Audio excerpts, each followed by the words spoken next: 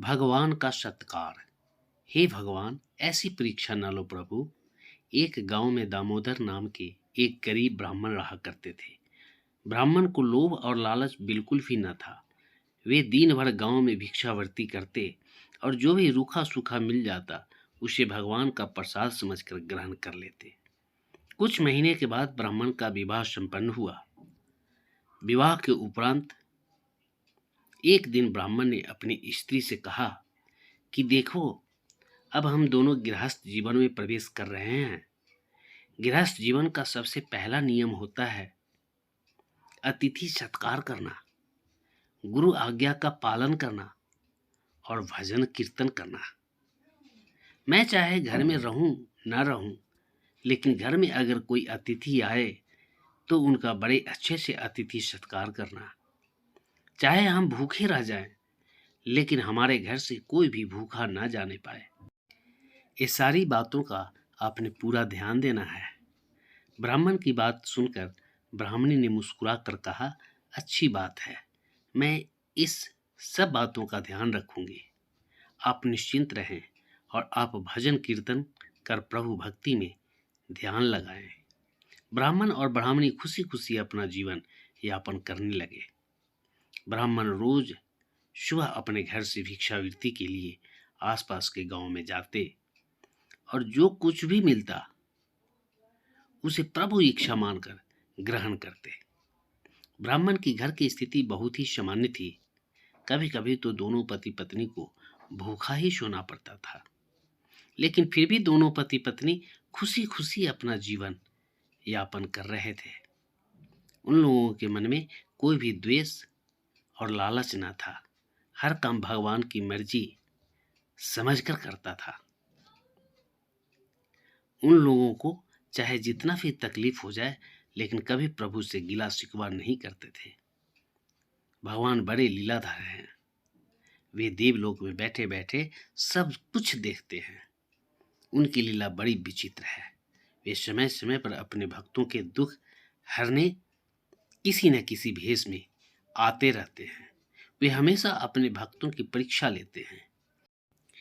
एक दिन ब्राह्मण की भक्ति और त्याग से प्रसन्न होकर भगवान ब्राह्मण के घर साधु का वेश धारण कर ब्राह्मण की परीक्षा लेने पहुंचे। भगवान ब्राह्मण के घर के बाहर बने चबूतरे पर बैठे और भिक्षा के लिए आवाज लगाई। ब्राह्मण ने जब साधु महात्मा की आवाज सुनी तो वह दौड़कर बाहर आया। ब्राह्मण को देख साधु महात्मा मुस्कुराए और बोले, पुत्र, आज इस रास्ते पर जाते जाते मन किया कि आज तुम्हारे घर भोजन करूं। ब्राह्मण ने प्रसन्नतापूर्वक साधु महात्मा को नमन किया और बोला, महाराज, बड़ी अच्छी और प्रसन्नता की बात है कि आज आप हमारे घर भोजन करने के लिए पधारे हैं। आइए भीतर चलिए। इतना कहकर ब्राह्मण साधु महात्मा को घर के भीतर ले आया और आसन लगाकर विश्राम के लिए निवेदन किया। देवयोग से उस दिन ब्राह्मण को भिक्षा में एक दाना भी नहीं मिला था। उसने रसोई में जाकर देखा तो रसोई में अन्न का एक दाना न था। ब्राह्मण ने सोचा कि अब क्या करें, आज तो भिक्षा में कुछ भी नहीं मिला। हम तो भूखा रह सकते थे, लेकिन घर आए अतिथि को भूखा कैसे जाने दें। घर में फटे पुराने कपड़ों और बर्तन के अलावा कोई भी सामग्री न थी। ब्राह्मण ने अपनी स्त्री से कहा कि लगता है कि आज हमारे घर से अतिथि भूखा ही चला जाएगा। हमने आज तक भगवान की जो भी भक्ति की है उसका कोई मोल नहीं रह जाएगा। ब्राह्मण की पत्नी ने कहा, आप घबराते क्यों हैं? कुछ न कुछ जतन तो हो ही जाएगा। पत्नी की बात सुनकर ब्राह्मण ने ब्राह्मणी से पूछा, तेरे पास कोई गहना है?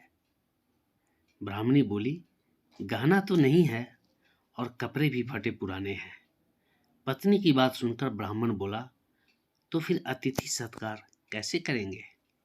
ब्राह्मणी बोली, आप नाई की दुकान से कैंची ले आइए। ब्राह्मण नाई की दुकान से कैंची ले आया।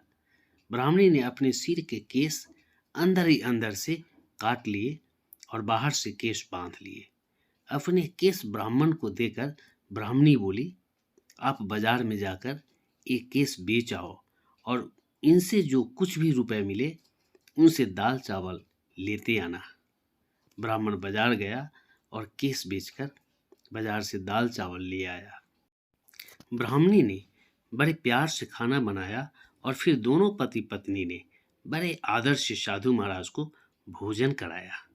भोजन कर साधु महात्मा बोले, वत्स, इस भरी दोपहर में अब मैं कहाँ जाऊंगा, इसलिए आज दिन में तुम्हारे घर ही विश्राम कर लेता हूँ। साधु महाराज की बात सुनकर ब्राह्मण ने प्रसन्नतापूर्वक कहा, बड़ी अच्छी बात है महाराज, आपकी सेवा का इससे अच्छा अवसर नहीं मिल सकता। इतना कहकर ब्राह्मण साधु महाराज के चरणों के पास बैठकर उनके पैर दबाने लगा। अब परेशानी महाराज के शाम के भोजन की थी। ब्राह्मण फिर महाराज के भोजन की चिंता करने लगा।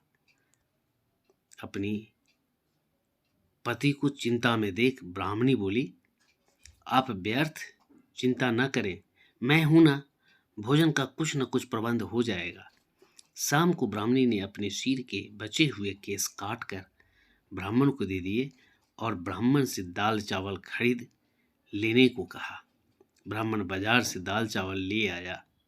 रात्रि भोजन में भी दोनों पति पत्नी ने बड़ी ही प्रसन्नता और आदर के साथ साधु महाराज को भोजन कराया। भोजन करने के बाद साधु महात्मा बड़ी प्रसन्न हुए और बोले, वत्स, तुम्हारे प्रेम से मैं तृप्त हो गया हूँ, लेकिन अब इस अंधेरे में मैं कहाँ जाऊंगा। सोच रहा हूँ आज रात्रि यहीं विश्राम कर लूं। हे ब्राह्मण, मेरे यहाँ विश्राम करने से आप दोनों को कोई तकलीफ तो नहीं होगा। साधु महाराज की बात सुनकर ब्राह्मण बोला, नहीं महाराज, ऐसी कोई बात नहीं है। महाराज, ये जो कुछ भी है सब प्रभु का है, आप निश्चिंत होकर यहाँ विश्राम कर सकते हैं। ये मेरा सौभाग्य है कि मुझे आपकी सेवा करने का अवसर प्राप्त हो रहा है। इतना कहकर दोनों पति पत्नी साधु महात्मा के चरणों में बैठ गए। साधु महात्मा के सो जाने के बाद महात्मा के चरणों में ही दोनों पति पत्नी सो गए। जब दोनों पति पत्नी सो गए तब दिव्य पुरुष जाग बैठे और उन्होंने ब्राह्मण की सेवा से खुश होकर ब्राह्मण को आशीर्वाद दिया कि तुम्हारे सारे दुख दर्द दूर हो जाए, तुम्हारी पत्नी के केस भी लौट आए और धन्य धन्य से घर भर जाए। इतना कहकर साधु महात्मा अंतर ध्यान हो गए। सुबह जब ब्राह्मण और उसकी पत्नी उठे तो उन्होंने देखा कि उनके कपड़े ठीक हो गए थे। ब्राह्मणी के केस भी वापस आ गए थे, लेकिन साधु महात्मा कहीं दिखाई नहीं दे रहे थे।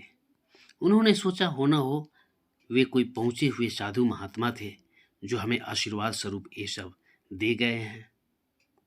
ब्राह्मण ने जब अपने घर को देखा तो वह रोने लगे कि महाराज, हमने आपको पहचाना नहीं, कहीं हमसे महाराज की सेवा में कोई कमी तो नहीं रह गई।